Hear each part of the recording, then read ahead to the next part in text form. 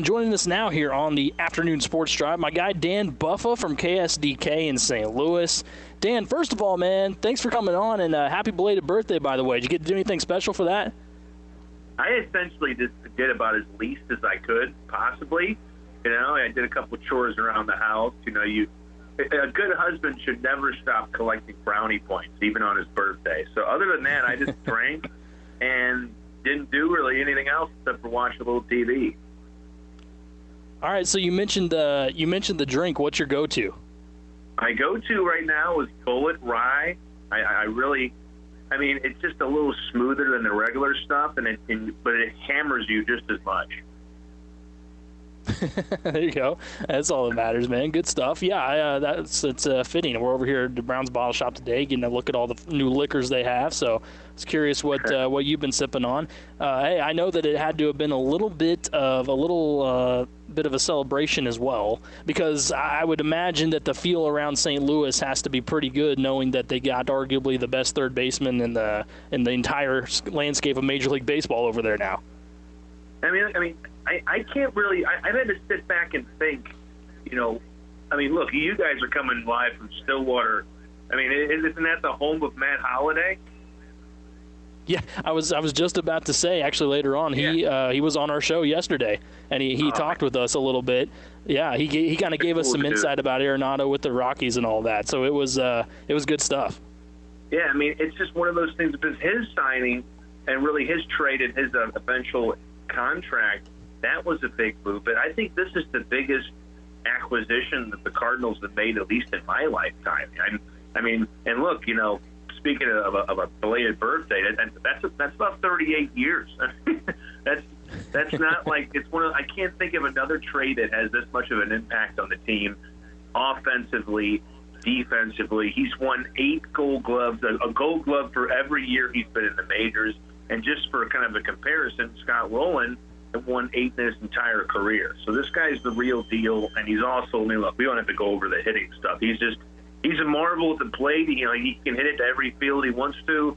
He can hit for power, and I'm not worried at all about him hitting well outside of Colorado. We're talking to Dan Buffa here on the Afternoon Sports Drive. Yeah, so you mentioned the fact that this is one of the biggest trades you've ever seen since you've been around with Cardinals baseball. And it's funny because a lot of people that I've talked to have actually said that, and that's kind of been a question I've been throwing out there: is where would you rank this as far as most important trade that you've seen? They're always like, man, this is it. This is the one, and I'm not sure we're going to see one as important as this before it's all said and done. No, look, you think about Mark McGwire, and that was kind of a whoa kind of move.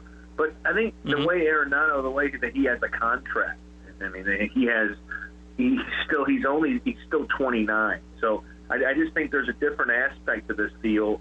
And every time you hear him on the radio, he's humble. He's talking about the minor league teams in the Cardinals organization.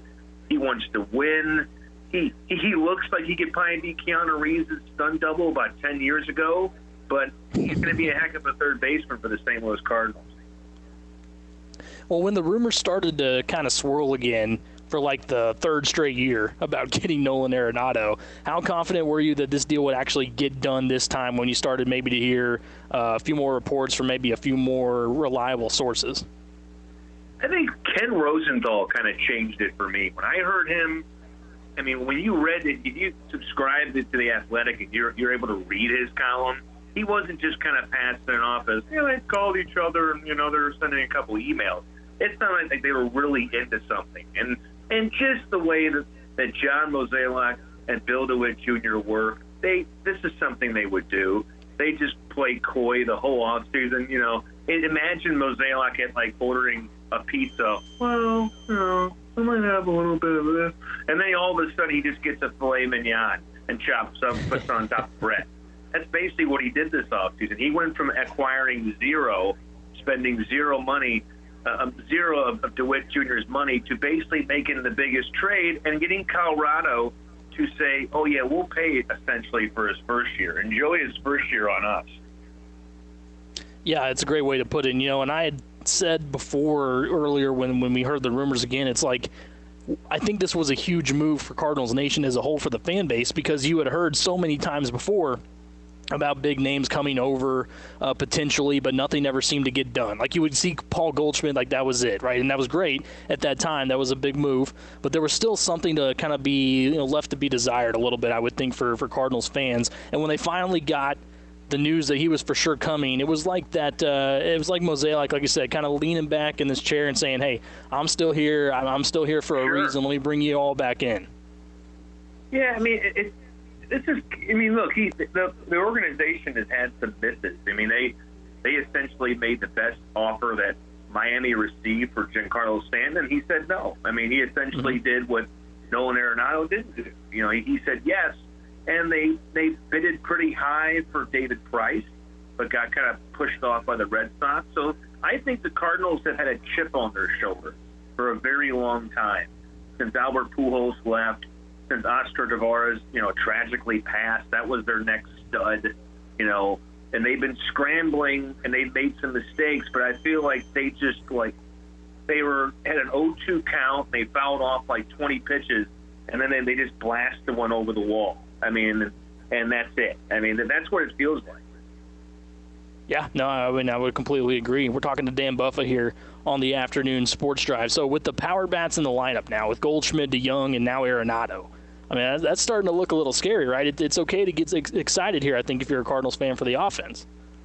Yeah, I mean, I think there's a lot of possibilities. This is where you could probably, all the Harrison Bader fans can go, see, now he can play. And really, they're not wrong, because if you go defense in center field and put Carlson in left and Fowler until he gets in, maybe you Fowler if he can produce, that's not a terrible outfield. I mean, especially if Fowler can just, I don't know if he has to use some special powers to get back to that first year in St. Louis, but that was probably his best. And if he can just get on base, and then you have a pretty strong, formidable lineup that doesn't really give. The only thing they really could use is maybe another bat, potentially an outfielder, if you did want to move Carlson to center and put some more pressure on the veterans, put some more pressure on a guy like Bader. But I don't think they're going to do that. I think they took a chance at Jock Peterson, and they kind of missed there. Yeah, and he was definitely one of the other names I think people were trying not to get too excited about, but were at the same time. It's also one of those things where, he went to the Cubs, so it's like the guy you missed on. Like, there he is. He's going to be hitting against us. And then they let Colton Wong go to the Brewers, so we're going to see him about, 25, 28 times a year. So it's going to be a very interesting next few seasons in the National League Central. Yeah, that's interesting you say that, because that's what I immediately said about Colton Wong yesterday. I was talking with a couple people, said, hey, he's going over to the Brewers, so that means the Cardinals get to see him 100 times a season, and you just know he's going to be the guy that's going to just break against St. Louis. I mean, look, I'm just talking about Dexter Fowler, getting back to that on-base percentage monster. Well, he might hit one in the hole, but if he does it against the Brewers, Colton Wong's going to scoop it up, and it's going to be an out. I mean, you went from getting Wong to save runs for you to now he's going to take them away from you. I mean, that's going to be it's going to be painful. Well, and after they got Arenado, did you expect them to still make a move and try to sign Colton Wong? Because I remember when initially that came out a while back that they weren't going to, meet his demands or whatever, meet the money that he was going to basically think about being on his way. And I figured, with signing Arenado, that might kind of be the other sign that they're not going to give him any extra money here, and he might be on his way. Yeah, I mean, for me, if I was being honest, I'll tell you, I thought they were to get the band back together. I thought that it was almost going to be like one of those music videos where just one big stud shows up, and then they just keep coming through the door. So you get Arenado, you already had Wainwright back, and then Yachty's going to sign when he's done with the tournament. In the World Series, and then you get Colton Wong to just follow him right back. And then after that, you expect, okay, they're going to bring back Matt Holliday too. Is he going to be the DH next year? But it didn't happen, and I think that's just the way these things play out. I think you win some, you lose some. I can't really complain too much about the Cardinals not doing something after what they did. Yeah, and we were talking, when we talked to Matt yesterday, he kind of mentioned that he thinks that the St. Louis really wants to get an everyday look at Tommy Edman at second base, and I think that's probably a fair way to put it too. They want to see what he can do at that position for 150 plus games. Yeah, and that's also just that's classic baseball financial. They're just trying to save a little bit of money here and spend more there. I mean, this next year, they're going to be paying after the Rockies pay the first year. Technically speaking, they're going to be paying a third baseman a lot more than they were the last year. So they had, cutting corners. That's just it's a business at the end of the day. We're talking to Dan Buffa here on the Afternoon Sports Drive. So back to Arenado for a minute. What does this mean to you then for Matt Carpenter? I mean, does he become a spot starter here and a pinch hitter, and is that about it? I think he's going to become that super utility guy. Yes, every fan is going to say, well, you're paying him $18.5. Well, it isn't like you can just pay him less. You can't just tell him that the gap and go, well, we're going to cut you down to part-time, Matt. We're going to cut your salary. No, you can't do that. I mean, he's going to make $18.5 million no matter what. So you get the most, worth out of his role. You make him that late-night tough at-bat. You have him be the guy that can play during an injury. Let's say Goldschmidt, he hits a little nick, a little bump in the road. He can play first. He can play third. He can play second. I mean, he's just going to become like the Swiss Army knife for the Cardinals. Yeah, and we've seen how he is as a teammate, which has been great. But honestly here, when he heard the news, put me in what would be your mind if you were Matt Carpenter. When he saw that Nolan Arenado comes over, is it like, oh, man, my career at St. Louis might be over here because he has the potential to be here for a long time? Or, am I going to be able to accept a backseat role in a league that doesn't have a designated hitter where maybe I could shine? I think he probably went outside and said, I think it's time to build a new tomato garden. I think that's what he did. I think he thought, man, I better do something now because, formally third base is taken. And so now where you could slide in last year, the year before, well, that's gone. So I think it's going to make Matt Carpenter become his best self. I think Dexter Fowler is going to come to camp knowing the Cardinals are going to be keeping their eye, even in the first part of the season, on an outfielder. He's going to come to camp as his best self. You need all these veterans to be chipping in, and kind of like I'm going to compare him to the St. Louis Blues in 2019. Every veteran, Alexander Steen was on the last line, just doing whatever he had to do. So Carpenter and Fowler have to do that this season. This could be a special season for St. Louis if everybody plays their role. Yeah, no, I think it's a great way to put it. They're going to have to come in and make a big-time impact. So how excited were you overall to hear Major League Baseball say, after a little bit of back and forth, that, hey, we're planning on starting on time this season? Yeah, I think at this point, if cases are going down, and if they really – I would like to know what medical experts the Major League Baseball is and the Player Association are getting that go-ahead from, because you just hear so much back and forth. Like, one person will say, don't do it. I think if it gets medically cleared, and I think that they have a plan of attack for getting people back in the stadium eventually, I think you start it on time, because if you don't, that's just one less normal that we get in 2021. And mentioning that, what would be maybe your best guess as to how what the percentage Busch Stadium might allow in eventually this year? Will they go as far as to say let's get half if they're allowed to do that? I'm not a math guy, but I know the Blues are going to plan at least this month to let 1,500 people in. I know they can fit about 18 or 19,000. So I think the percentage is going to be low. But I think even by, let's say the second half of the season, if you're able to put 25%, even by then, I think that's a win. I think at least, maybe you get to 40% by the end of the season in the playoffs. But I think just to get a quarter full of fans in a stadium this year it'd be immense.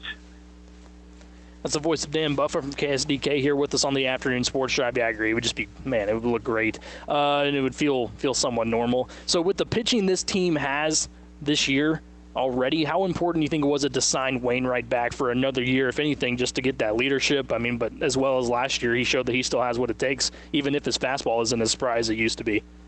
No, he just finds new ways to be effective. And I think he was arguably the most effective starter last year. I mean, he still had it. I mean, it wasn't like he was trying to scratch around for outs. He was an effective, you could almost say at least a number 3 starter, maybe a number 2 for certain parts of last season, the last 2 years. So I think having him there to be, yes, that guide for the young pitchers, the person who can put up 6-7 innings, maybe get you a complete game out of nowhere, it's huge for this team because their rotation, it may still be another arm. I mean, they're already talking about Jake Odorizzi, of course, who is a native of around St. Louis, very effective starter. So Wainwright was needed, but I think they almost have another potential leak with Miles Michaelis. You don't know what kind of effective shape he's going to be in. Well, and then kind of to bounce off that in terms of the battery, and we mentioned a little bit, you talked about Yachty there, and there was word recently that he planned on signing with St. Louis, and I thought maybe, when Wainwright for sure got it done, that he'd have to come back for his buddy Waino and catch him for another year at least.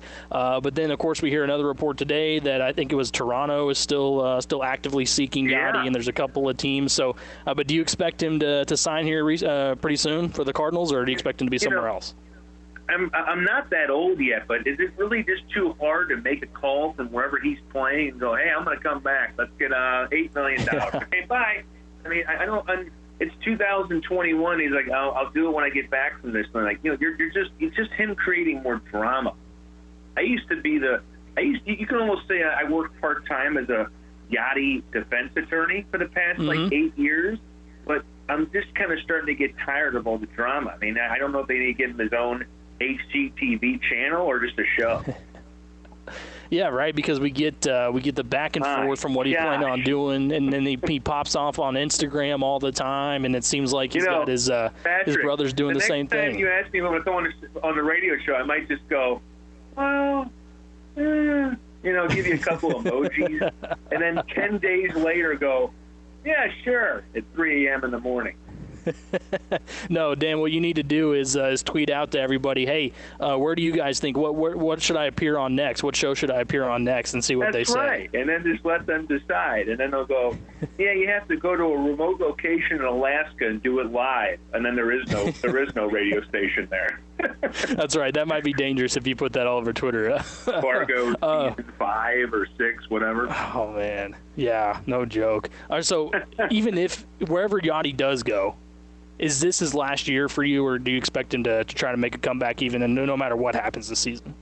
I almost think I think he wants to play one more year. I know he said 2, but this is also a guy who, and this is one of the rare times they let this guy into a media room.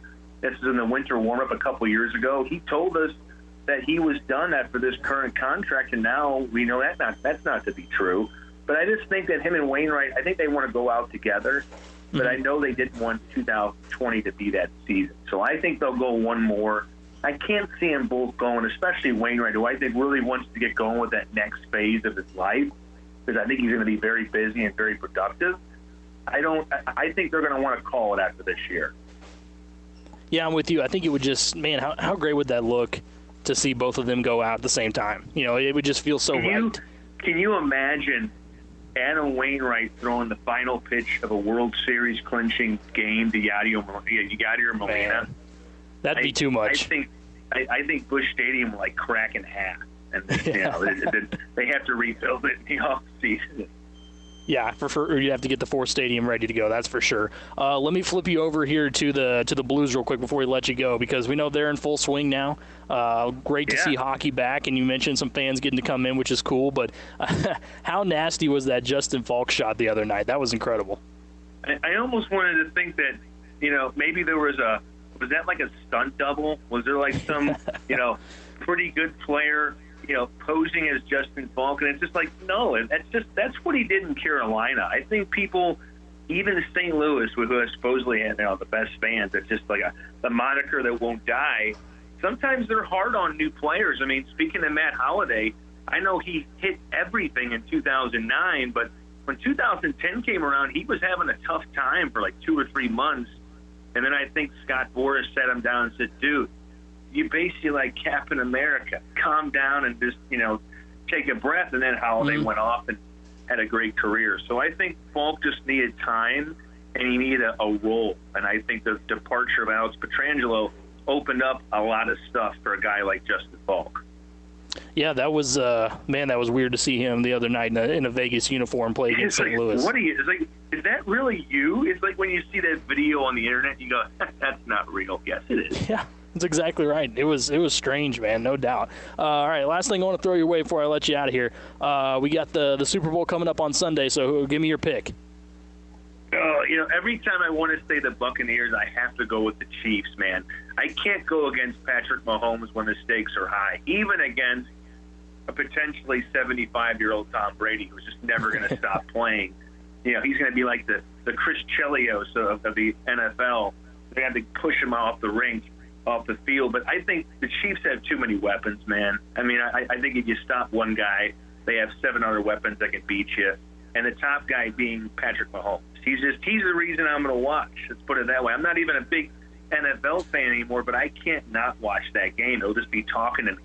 A quiet TV going, turn me on.